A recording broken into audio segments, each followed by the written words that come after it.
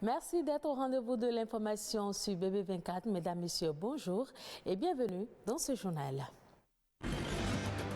C'est un cancer du sang encore méconnu, mais qui peut survenir à tout âge et toucher tout le monde. Ce 15 septembre est une journée dédiée au lymphome et à la sensibilisation du public pour faire connaître la pathologie.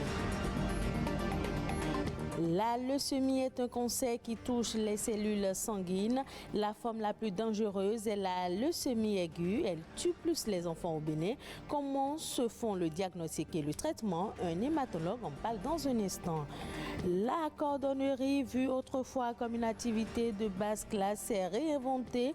Un nouveau monde avec de nouvelles techniques de fabrication de chaussures. Elle constitue aujourd'hui une opportunité d'emploi. Les précisions à suivre. Bienvenue dans ce journal. Ce 15 septembre est une journée dédiée à la liberté d'instruction. Lancée en 2007, cette initiative propose aux personnes qui ont choisi l'instruction en famille pour leurs enfants de se regrouper pour revendiquer la liberté pour tous de choisir le mode d'instruction qui leur convient. En France, ce sont près de 26 000 enfants qui sont aujourd'hui instruits en famille, loin des bancs des écoles.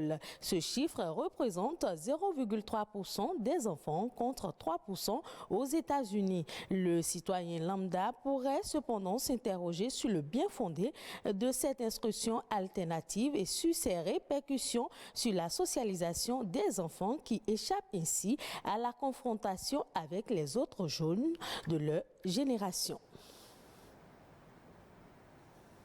Ce 15 septembre est aussi dédié à la sensibilisation au lymphome, un cancer méconnu mais de plus en plus répandu. Depuis plus de 20 ans, le nombre de nouveaux cas de lymphome a presque doublé, principalement dans les pays développés. Amandine Aliamboussou.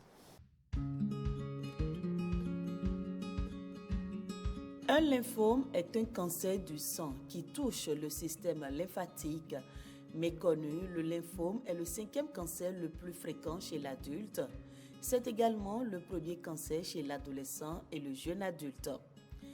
Cette tumeur cancéreuse se développe dans différents organes contenant du tissu lymphoïde et notamment les ganglions lymphatiques, les amygdales, la muqueuse de l'intestin grêle, la rate, le foie, la moelle osseuse, les poumons et le thymus.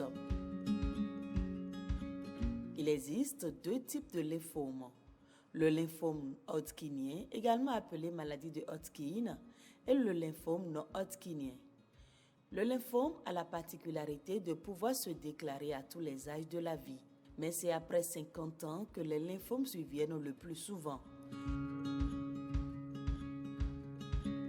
Ces causes demeurent encore obscures, toutefois, certains facteurs de risque sont retenus. Les expositions aux pesticides, aux solvants organiques et aux poussières de bois sont suspectées dans l'augmentation des risques de lymphome. L'obésité et une alimentation riche en viande, en graisse et en produits laitiers sont également associés à un risque plus important de survenue de la maladie.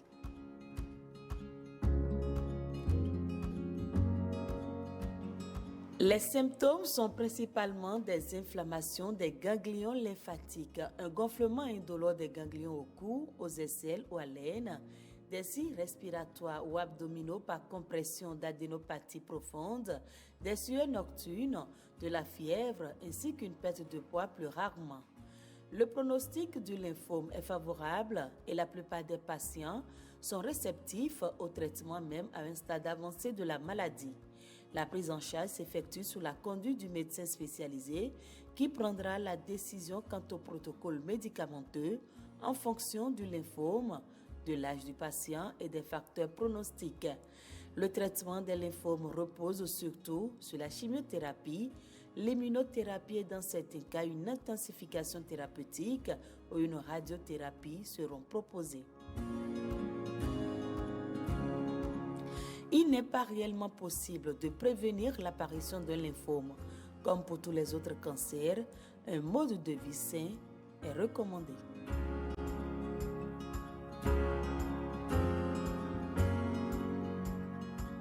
s'intéresse à un autre cancer des tissus responsable de la formation du sang dans l'organisme humain. Il s'agit de la leucémie. Cette maladie débute habituellement par une anomalie de la moelle osseuse. Un bon diagnostic existe-t-il et de quel traitement dispose-t-on aujourd'hui au Bénin? Romaric Massi, hématologue au CNHU, nous donne ici plus de précisions. La leucémie, sous-entendu la leucémie aiguë, qui est la forme la plus aiguë des leucémies, existe au Bénin. Cette pathologie touche aussi bien les enfants que les adultes. Il faut savoir qu'en matière de cancer des enfants, les leucémies aiguës représentent à peu près le tiers, 30 à 40% des cancers pédiatriques. Et donc ces pathologies tuent aussi bien les enfants que les adultes. Nous avons la possibilité aujourd'hui de pouvoir faire un certain nombre d'examens, les tout premiers, très rapidement, qui vont nous donner les premiers éléments en faveur de leucémie.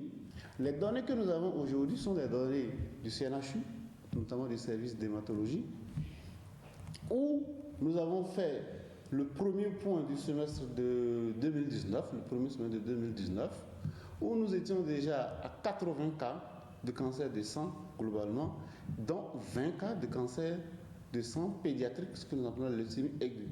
Lorsque vous faites le diagnostic de votre patient, vous avez des éléments pronostiques que vous allez rechercher, qui vont vous permettre de classer votre patient. Quand votre patient est classé, en fonction du type de pathologie qu'il a, il va pouvoir être traité par ce que nous appelons un protocole thérapeutique. Vous avez tout un investissement pour tout ce qui est la supportive care. Parce que le patient va avoir besoin d'être traité pour des syndromes infectieux au cours de son traitement. Donc il aura besoin d'un certain type d'antibiotiques qui sont suffisamment chers. Ce patient aura besoin d'une certaine nutrition au cours de son traitement. Il va falloir investir là-dedans. Ce patient aura besoin d'être transfusé, aussi bien en globules rouges qu'en plaquettes. Ça demande de l'investissement. Le traitement d'un cancer ne peut pas être l'apanage du patient lui seul. C'est toute une organisation qui doit se mettre derrière ce patient-là et pouvoir l'aider à pouvoir vaincre ce cancer-là. Considéré comme un vieux métier, le cordonnier fabrique, répand ou vend des chaussures. Vu hier comme une activité de basse classe, la cordonnerie s'est réinventée un nouveau monde avec de nouvelles techniques de fabrication de chaussures, ce qui fait désormais de ce métier une véritable source de revenus. Il constitue également une opportunité d'emploi pour bon nombre de jeunes béninois. La cordonnerie d'hier à aujourd'hui, c'est un reportage signé Marcel Betoro et Igor Ayoso. Hilaire est cordonnier. Chaque jour, il reçoit une dizaine de clients dans son atelier. La demande est variée, mais la matière première demeure la même. Ici, les différents types de chaussures qu'on fabrique, vous avez les tapettes simples, les chaussures bandes croisées, 2 bandes, 1 bande. En plus de ça, nous avons aussi les fermées et les babouches. Nous avons premièrement besoin de la matière cuir. Le patron, à part ça, quand vous avez le modèle que vous avez fabriqué, il y a la semelle. À part la semelle, vous avez le carton, le chiffon, les garnitures. Et puis, il y a aussi un autre cuir qu'on met à l'intérieur. On a aussi besoin de la colle, surtout. Exercer le métier de cordonnier nécessite une formation bien spécifique. Il faut forcément avoir les aptitudes de couture avant de s'y mettre, c'est très important. Donc, dans la formation, il faut aussi apprendre à coudre. C'est aussi une autre étape carrément. Donc, il y a certains cordonniers, il y a d'autres qui, avec la couture, ils ne peuvent pas, c'est un peu difficile. Tu prépares le cuir, après tu vas donner ça au matelassier pour la couture. Mais quand tu te formes correctement, tu fais aussi la couture. Comme ce client, nombreux sont ces Béninois qui ont adopté le Made in Bénin. Je préfère nettement les chaussures de chez nous parce qu'on a des cordonniers aujourd'hui qui ont de l'ingéniosité. Ils ont l'esprit très créatif, ils font de bons designs avec aussi de très bonnes qualités de matière qu'ils utilisent. Donc, sincèrement, moi je préfère beaucoup plus des chaussures de fabrication traditionnelle mais avec une certaine finesse. Nous aimons plus les chaussures fabriquées au Bénin, plus que les autres pays. Et pour satisfaire la demande sur le terrain, certains Béninois comme il est ont fait de ce métier leur source de revenus. Le modèle là, c'est fait chez nous, on appelle ça les babouches. C'est en cuir également. Il y a aussi par contre celle-ci aussi, c'est fait, on appelle ça le sandal. Le sandal, c'est fait chez nous. Il y a un parapluie de ceci, c'est fait chez nous. Ça permet de nourrir son homme. Il y a les bonnes dames qui arrivent, certaines qui viennent chercher et revendre. Avec le secteur, on arrive à joindre les deux bouts. Et il m'arrive d'exporter mes produits. La cordonnerie est l'un des métiers du secteur artisanal. Il participe également au développement économique du pays. Vers la fin d'année, les gens viennent, on paye l'impôt. Il y a aussi les gens de la patente, on paye. La cordonnerie, un métier négligé au départ qui attire plusieurs jeunes aujourd'hui. Développer davantage le métier pourrait être une source de grandes opportunités d'affaires pour ces artisans. D'autres sujets ont marqué l'actualité nationale ces dernières 48 heures au Bénin. Je vous invite à présent à suivre en son et en images le condensé de quelques informations réalisées par Marcel Péton.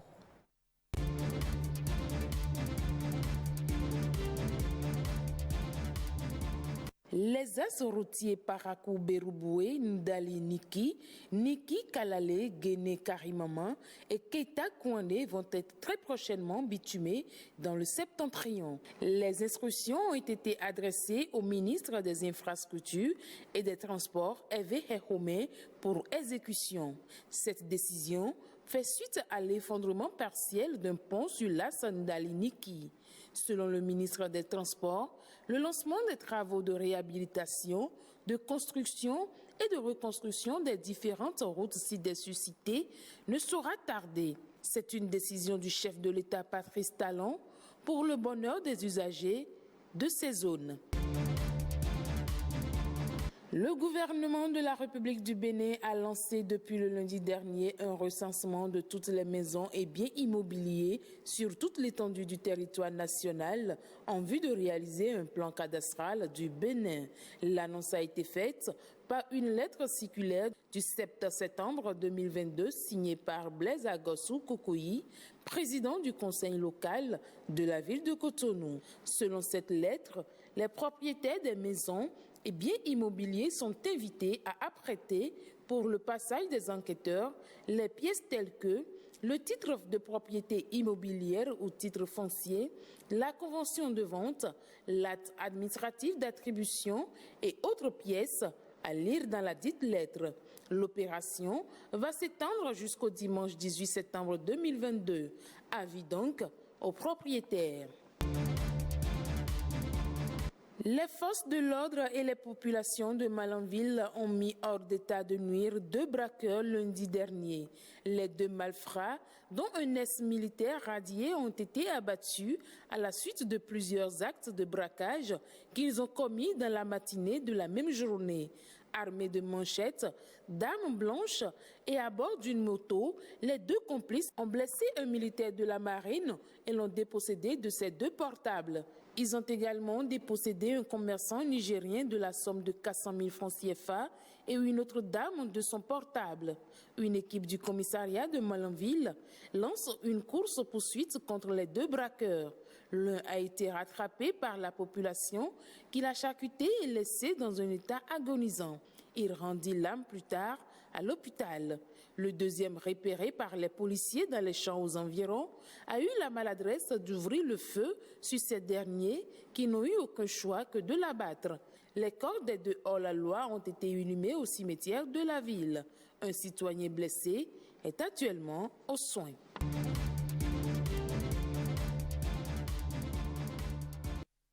Ainsi prend fin ce journal. Merci de l'avoir suivi. Retrouvez cette édition sur le site de l'ORTB, www.ortb.pj.